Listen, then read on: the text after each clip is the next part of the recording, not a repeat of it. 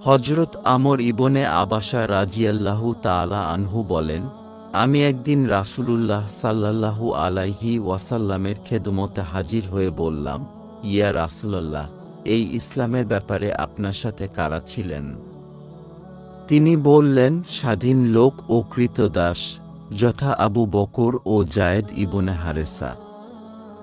পুনরায় জিজ্ঞেস করলাম, ইসলাম কি? তিনি বললেন, মার্জিত কথাবার্তা ও ক্ষুধার্তকে খাবার দান।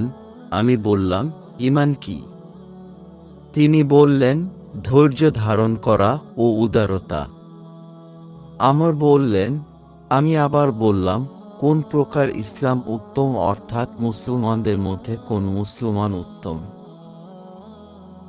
হুজুর বললেন, যার হাত ও মুখ থেকে অন্য মুসলমানরা নিরাপদ থাকে। আমি পুনরায় বললাম, ঈমানের কোন দিকটি উত্তম?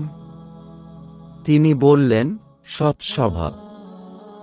আমি আবার বললাম, কোন নামাজ উত্তম? হুজুর বললেন, যে নামাজে কিয়াম দীর্ঘ হয় সেই নামাজই উত্তম। আমি আবার বললাম, কোন হিজরত উত্তম? হুজুর বললেন, তোমার রব যা অপছন্দ করেন তা বর্জন করা।